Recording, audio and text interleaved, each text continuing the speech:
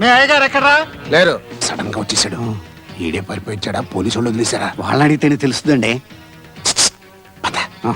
మర్యాదగా చెప్పు, ఎక్కడ కట్టాలి? చెప్తున్నానుగా లేరని.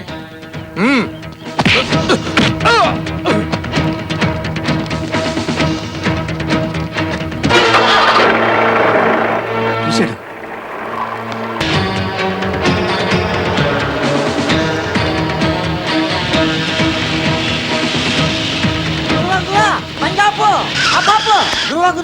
హాస్పిటల్లో మీ వదిన గారు చావు బతుకుల మధ్య ఉన్నారు. ఎక్కు. తొందరగా పని.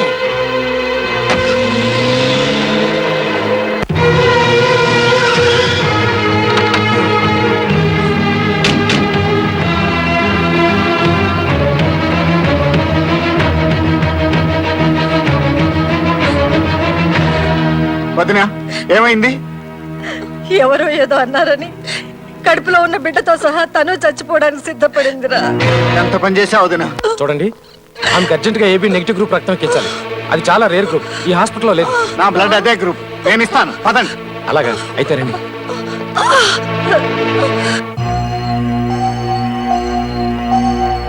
త్వరగా తీసుకెళ్ళి.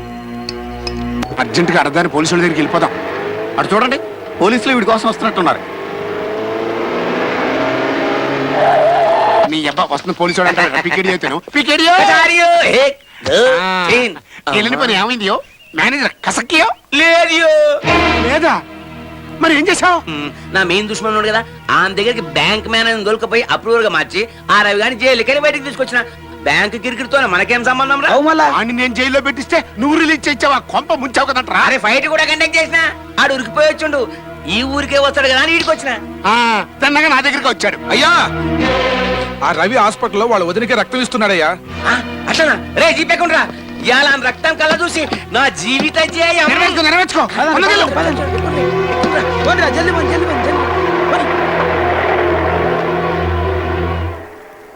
ఒరే ఫిట్టింగ్, నా జాతకానికి ఏమైనా వడదెబ్బ తగిలిందంటావా?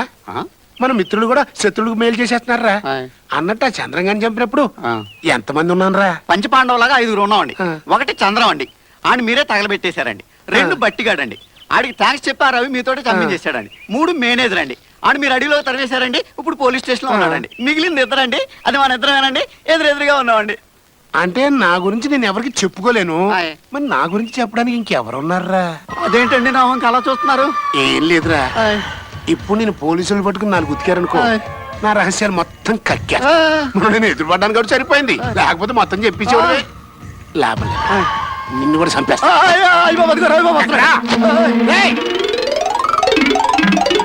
గొట్టం గారి సంగతి తర్వాత, ముందు రవి గారి సంగతి చూడాలి.